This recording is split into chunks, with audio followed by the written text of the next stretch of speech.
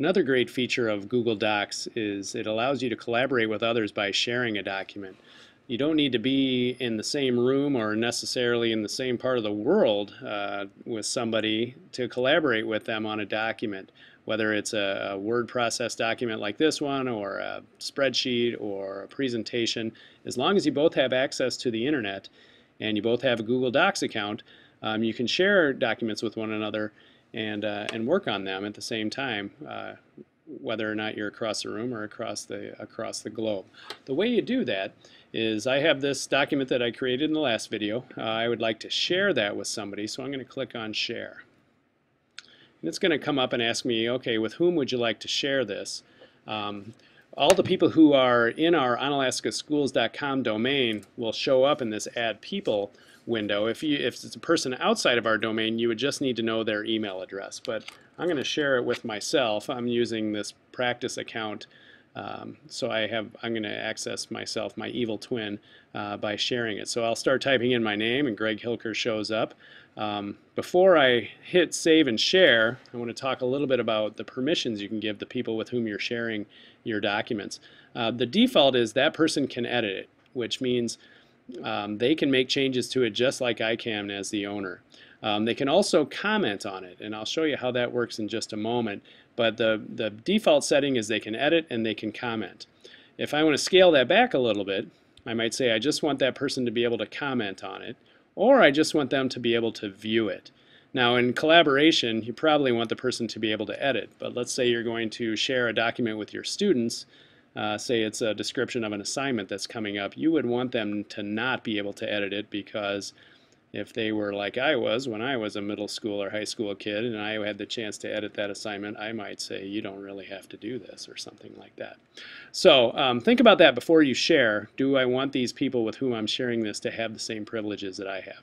In this case I do, so I'm going to hit share and save. It's going to double check, is this who I want to send it to? It's coming from me, practice account, going to Greg Hilker. I'm going to hit done.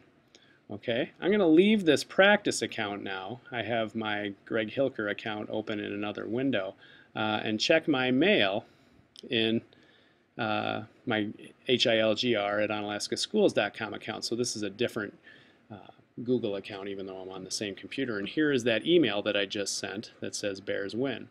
It says practice account has just shared with you Bears win. If I click on that now on this end, I can see the same document. Okay, I'm Hilger rather than practice account. Now let's say we want to talk about this while we're working. I'm going to say nice. I can't type. I agree. And hit comment. If I go back to my other account and open up the comments, this person, practice account, can comment on it as well.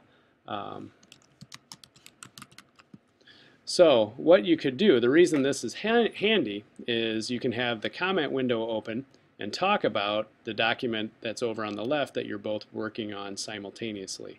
Now this can be done with an unlimited amount of people with whom you're sharing, so it's not just necessarily one-to-one, but it could be a gigantic group who are working on a document or a presentation or a spreadsheet simultaneously using the share feature.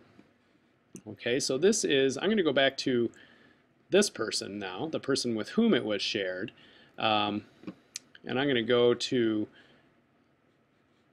my drive then on this end. If, again, this has been shared with me, Hilger, by practice account, if I want to trash that on this end, the person with whom it's been shared, I can. It trashes it from this drive, but the owner still has it in his or her own drive. So if you share a document with somebody and they throw it away, it doesn't get thrown away on your end. The owner has to throw it away in order for it to be thrown away on his end. But the sharing feature is one of the great parts of Google Apps, if you ask me.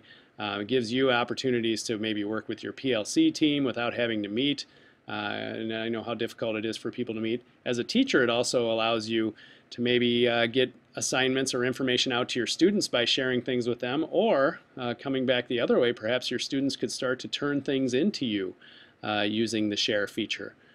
We could go a little greener around here. if we were able to make that work. Less paper shuffling and those kinds of things. So have fun.